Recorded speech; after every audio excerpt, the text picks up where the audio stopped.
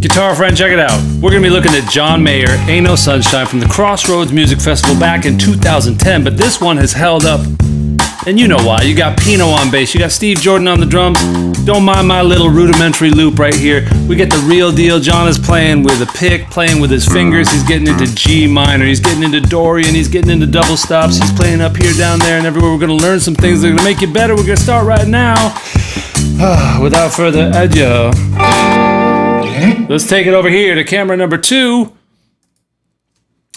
All right. Here I am, the head in the box, trying a new setup here. Let's see how it works.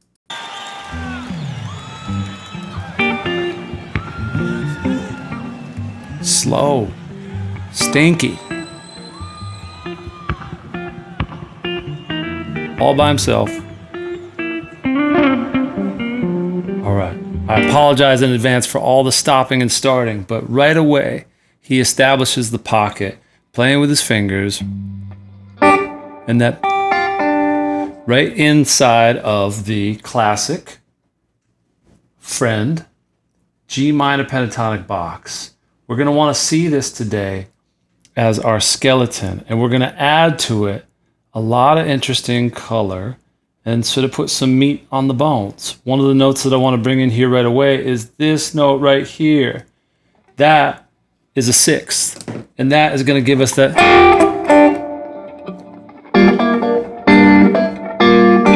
Listen for that note as we go. Here we go.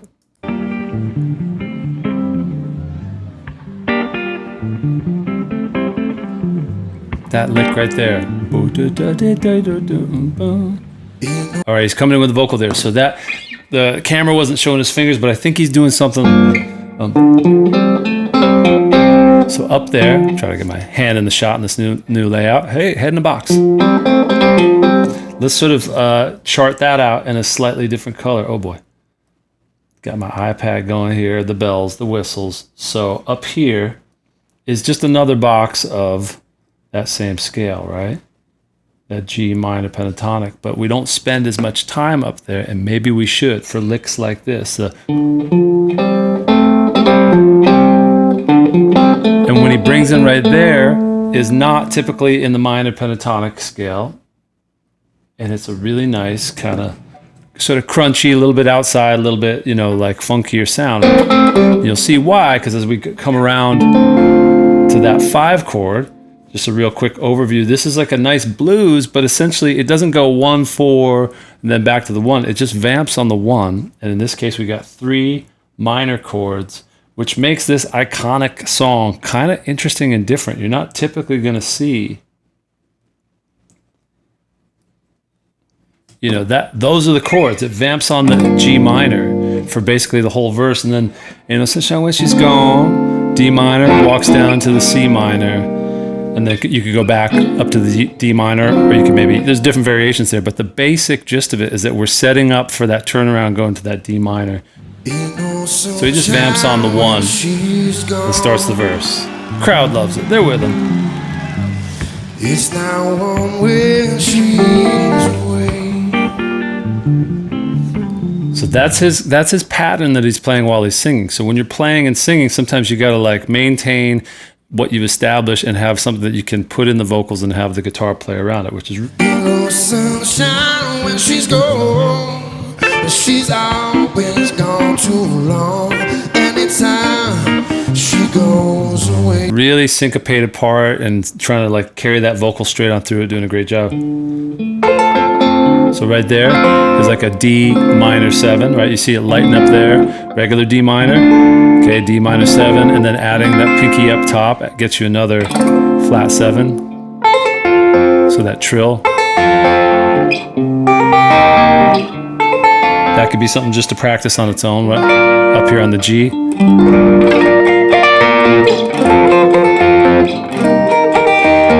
So it takes a little bit of relaxing the pinky.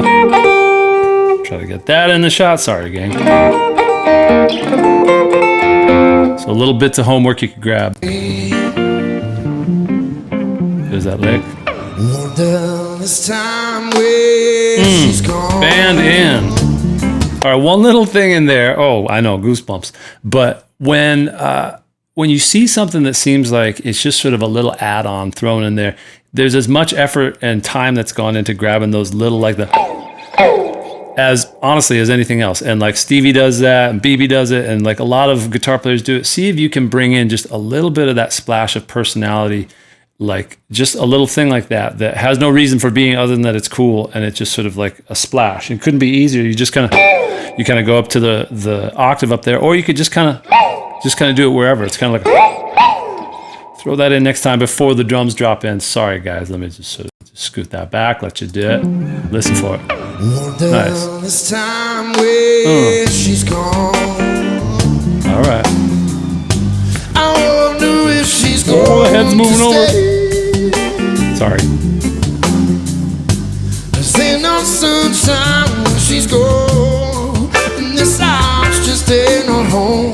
Okay. Anytime when she goes. Check out some of those fills, right? Learning guitar by yourself turns out to be kind of lonely, doesn't it? My members and I jam together 15 minutes a day, and the progress everyone's been making recently has me pumped. And I can be your personal guitar coach too. All you got to do is show up. It's like Peloton class for guitar players, yep. And it's unlike anything you'll see out there. No stale, out-of-date videos, no long, boring explanations. I'm in there with you, keeping things moving. We'll do a 15-minute blitz of daily guitar games, challenges, and songs. Bye-bye dull, aimless practice time by yourself. We put in the reps, we make you sweat, but we make it fun too, and then we just let you get back to your life. We do 5 live stream workouts a week together, and you can watch the replays on your own schedule. And yeah, you heard that right, it's actually live. Chime in with other members in the live comments section, ask questions, or just lay low and do your own thing. That turbo boost of momentum and accountability you'll feel will replace any hang-ups you used to have about practicing. When you show up with a crew of fellow guitar players on a regular basis, the benefits are massive, and I want to set you off on a winning streak. Want to see if it works for you? Try everything for 2 full weeks. To start your 14-day free trial, just head over to guitarfriendtim.com after this video. Thanks. So he goes up higher to this G up. So this is kind of a like, it's one of those rare cases where you can kind of just take the minor pentatonic box 1 with you, because if you look at the shapes, that would be like, that's that D minor up there on the 10th fret, right? Minor 7, right? And then you can kind of do that same thing when you hit the C. So you can sort of play the changes literally by sliding the box 1, which sounds easy, but if you're going to do it with some real intention. Meaning, if you're going to go up there, don't just... He's really kind of hitting it with a rhythmic attitude. Sort of a Hendrix sort of waterfalling kind of fill, which is great. Here's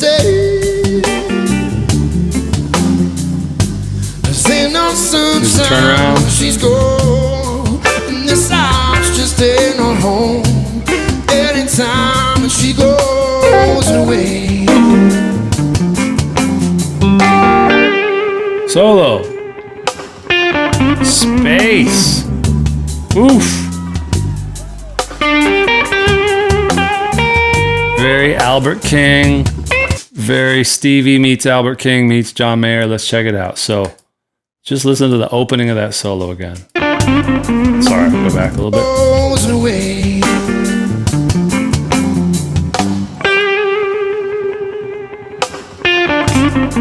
Oof. All right. Next time you're playing blues licks, spend a little extra time just focusing on vibrato. And at what tempo, like what pace are you, that's Tony shaking around back there. What pace are you playing your vibrato?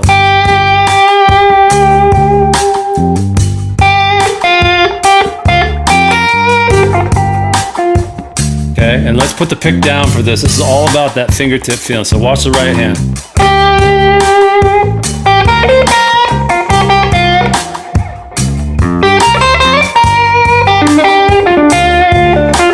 All right, let's get back into it.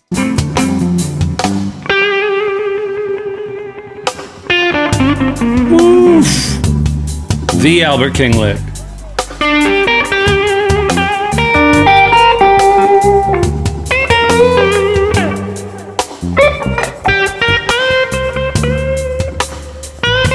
We're spending a lot of time right here in this House of Blues. I know it's a cute little name, but it's important here. So So instead of bending here, or he goes up to this spot, which is another wonderful location to know and love. That G minor pentatonic, I'll just sort of do those few notes right there of it, right? So that's based off of that. Looks like that A minor type of shape, right? And this is a really good area if you're going to pick a few of the blues boxes to add to your repertoire in addition to the box one. This one up here, you're going to get a lot of action out of from these areas to bend. Okay, let's check it out.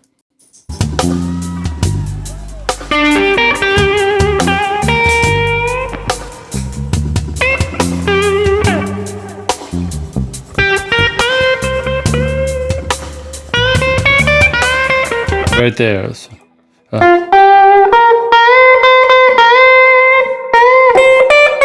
And that there is, this is a well-known, well-traveled spot here, that sort of chromatic. I'll make that one hot pink too. That's that like.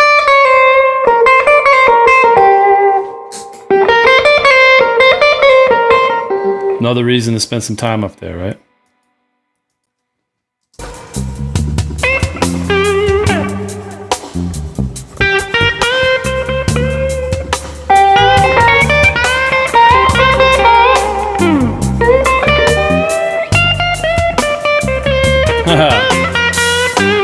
That was like a little departure. Like a little bit, he's sort of flirting with like almost a major. He's doing like a sort of, which would be sort of up here.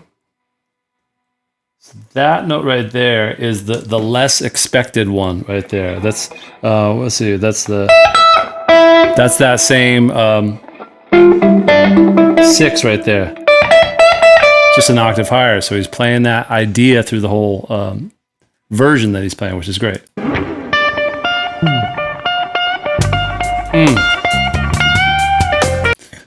Lean into the power of repetition. So he takes that big break and he's sort of playing across that silence, right? And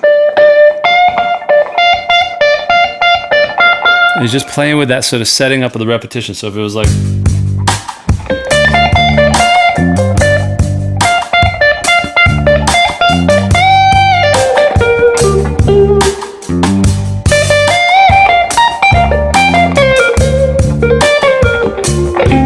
sorry, noodle alert.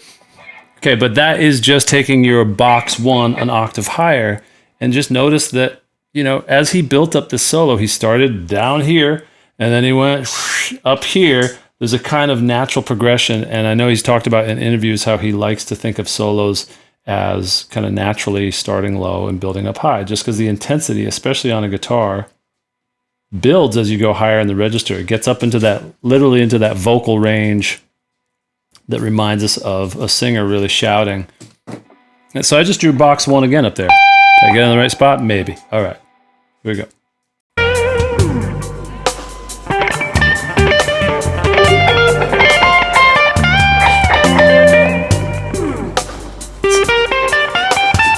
Yeah, so he's up there in box one, right?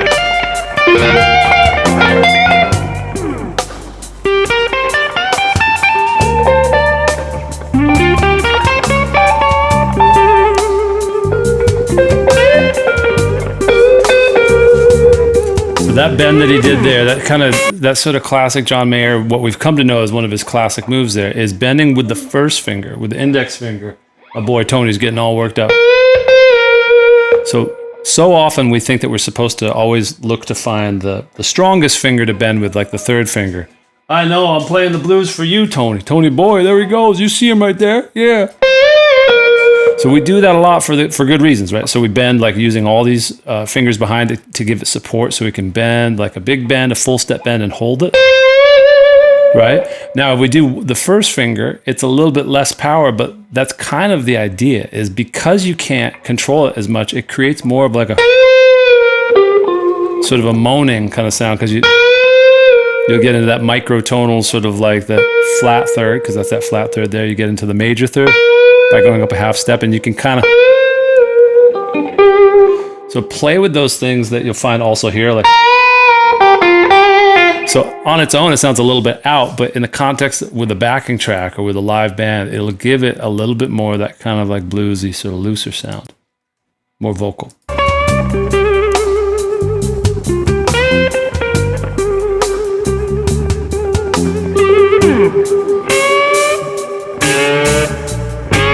right here, he goes back to the classic Albert King and Stevie Ray spot. And if you haven't ever done it, this is a lot of fun. Like trying to get both of these strings under your finger. I almost feel like this is one of those things that probably happened as an accident or whatever on a gig. And whoever heard it first definitely heard like, that sounds cool. Meaning if you're pressing down and trying to grab the first string, right? That clean sort of single string bend. If you let yourself kind of grab on purpose, and so that second string kind of goes along for a ride, and it's a little bit like you're just kind of getting this nice, so that you can hear it right away when I hit them both. It's like, and it moans and it cries, and it's a little bit, you know, a little bit more dope, to be honest. So you hear how the first note he hits single, then he does two that are the double stop. So that would have been, as a single note line, that would have been. But now with this, nice. He did the thing again. He did the, whatever you want to call it, the sort of like the shotgun. Listen.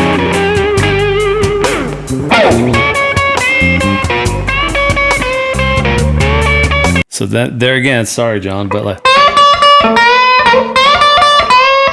So I'm kind of feeling around and flailing, but like what he's doing is a lot of what Stevie would do too, and Albert, of course, where it's like you're bending this note with everything you got right here, right? But then if you take off that finger and you're still bent, you know, like up like a whole step or maybe more than that, and you're basically reducing you're lowering the note by one finger, right? So, you know, it gets a little bit funky, and I got to work on it. But you watch his fingers. He's keeping his fingers in the same spot, and he's just sort of pulling off the upper finger. So he's using his index and his middle finger instead.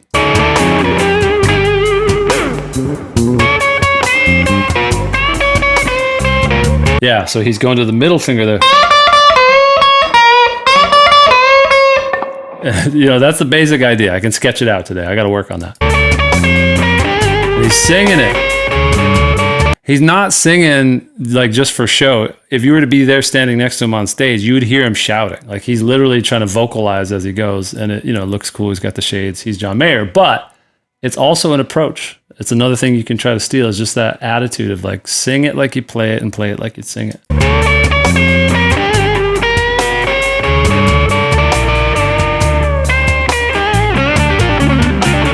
Grabs the pick. Okay, so this, as far as I can tell, this is the first time he's busted into using the pick. He either had it in his hand the whole time, or he probably grabbed it off the mic stand. You'll see that's why guitar players have tons of them, usually on the mic stand in case they drop one. But in this case, he had it right there to just sort of like go into turbo mode. So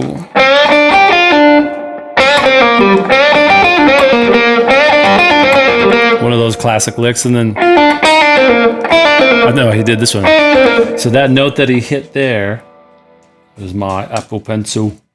By the way, the new Apple iPad came out. In your time, space-time continuum, it was the iPad Pro with the M4 chip, and everybody apparently hates it. I don't know. Who cares? I mean, it's fast and all that, but it's supposed to be super expensive. So the one that I just put in there is this one here. That's the flat six. And that is a chord tone of that C minor. So we got that turnaround going D minor. So just to show you what that'd be like.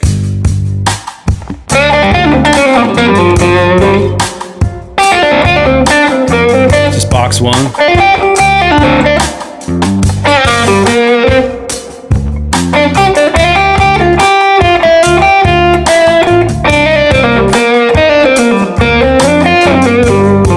So just going around that progression, once I hit the D minor, I kind of went for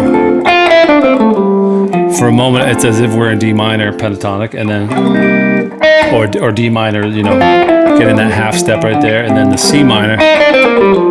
So you got these moments there where you can basically be in blues box 1, and then you have in your head just be ready for when the turnaround or the special chord in whatever song you're playing pops up, and then you'll be on top of it. Oof.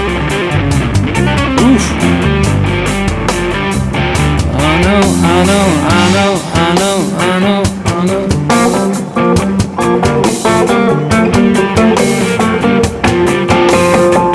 Just hitting it, getting like harmonics.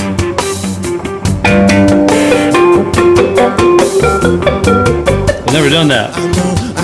It kind of sort of works. So, all right, if you've ever done pinch harmonics, how they work is that if you play a note, let's say I'm playing this note right here, down here on the 3rd fret, 4th string. If I do a pinch harmonic up there, an octave higher, so 12 frets higher, and if you're just kind of hitting and you got enough overdrive on, you can kind of get that sort of thing going on.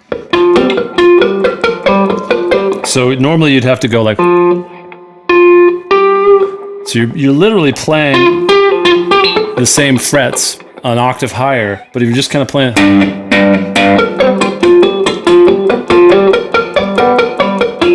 you know, it's kind of messy, but it's an idea, right?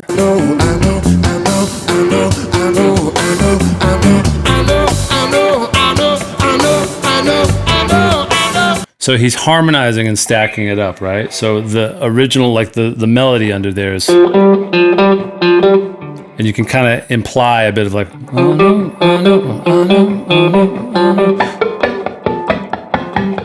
so he's hitting it, and he's just sort of hitting right around where box 1 would be an octave higher.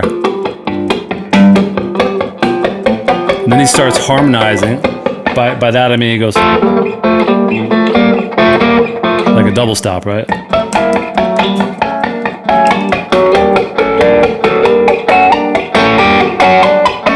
So you're basically building up the chord 1 note at a time.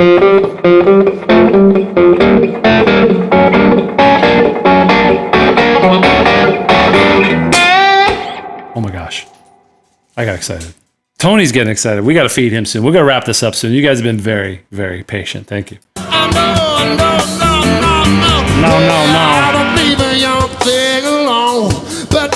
I need some white Ray-Bans in my life. Some cream, some eggshell Ray-Bans. Good lordy. Only darkness every day. Ain't no sunshine when she's gone. The sound's just hello. Anytime she goes away. Anytime that she goes away.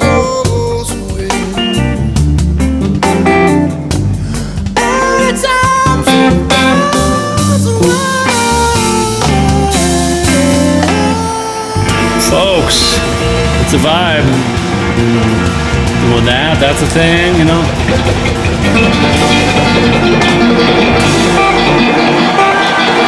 Thank you very much, Steve Jordan. That's a cool vibe, by the way. That kind of reminds me of like the ukulele strumming I learned many years ago. I got a ukulele right here.